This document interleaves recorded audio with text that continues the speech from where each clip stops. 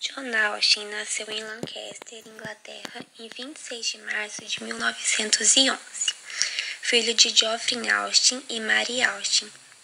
Seus primeiros interesses foram em Aristóteles, Kant, Leibniz e Platão.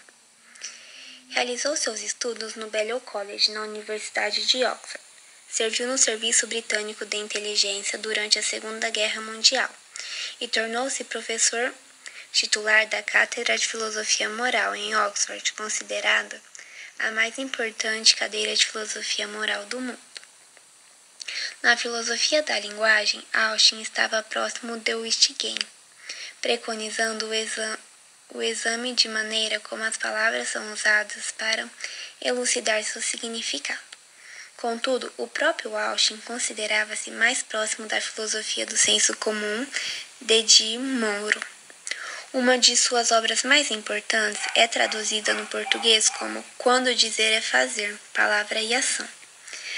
Austin distinguiu as sentenças performativas, aquelas que ao serem proferidas realizam uma ação, por exemplo, apostar, declarar, nomear e batizar, das ações constatativas, que são aquelas declarações verdadeiras ou falsas. John Austin casou com John Coates em 1941. Tiveram 4 filhos, 2 meninas e 2 meninos. Ele morreu em Oxford, aos 48 anos de idade, em pleno vigor de seu trabalho, em 8 de fevereiro de 1960, de câncer no pulmão. As teorias do ato de fala surgiu no interior da filosofia da linguagem no início dos anos 60, tendo sido posteriormente apropriada pela pragmática. Filósofos da Escola Analítica de Oxford, tendo como pioneiro o inglês John Austin, seguido por John Steele. A teoria dos atos de fala tem por base 12 conferências proferidas por Austin na Universidade de Harvard, nos Estados Unidos, em 1965 e publicadas em 1962. O título do seu livro é Dizer é transmitir informações. É uma ideia principal, ou seja, é também uma forma de agir sobre o interlocutor e sobre o mundo circundante. Até então, os linguistas e os filósofos, de modo geral, pensavam que as afirmações serviam apenas para descrever um estado de coisas, e, portanto, eram verdadeiras ou falsas. Austin põe em xeque essa visão descritiva da língua, mostrando que certas afirmações não servem para descrever nada, mas sim para realizar ações. Inicialmente, Austin distinguiu 2 tipos de enunciado, os constatativos e os performativos. Os enunciados constatativos são aqueles que descrevem ou relatam um estado de coisas e que, por isso, se submetem ao critério de verificabilidade, isto é, podem ser rotulados de verdadeiro ou falsos, como, por exemplo, a Terra gira em torno do Sol ou eu jogo futebol.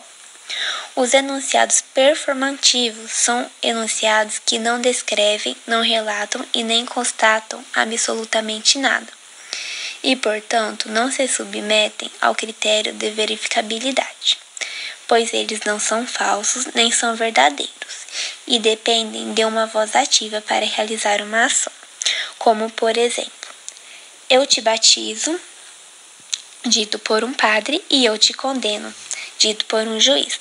É preciso observar, no entanto, que o simples fato de proferir um enunciado performativo não garante a sua realização. Para que um enunciado performativo seja bem-sucedido, é preciso que a pessoa que o diga tenha um poder.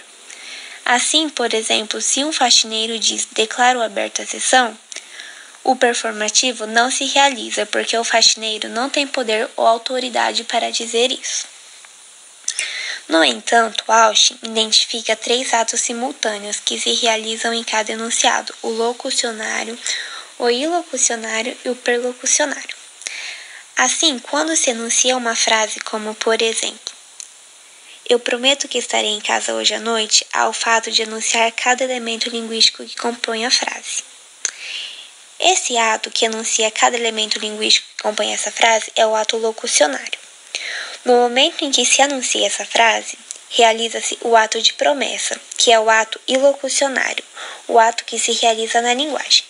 Quando se enuncia essa frase, o resultado pode ser de ameaça, agrado ou desagrado. Trata-se, então, de um ato perlocucionário, ou seja, é um ato que não se realiza na linguagem, mas pela linguagem. No entanto, entre vários estudiosos de Austin, destaca-se John Searle. As teorias de Austin foram propagadas nos Estados Unidos pelo seu aluno John Searle. Searle, com sua obra Speech Equities Theory, desenvolve uma teoria da linguagem baseada nos trabalhos de Austin. Portanto, não podemos esquecer que a colaboração de John Austin para a linguística foi muito ampla. E ele ajudou bastante para a linguística chegar onde ela chegou atualmente.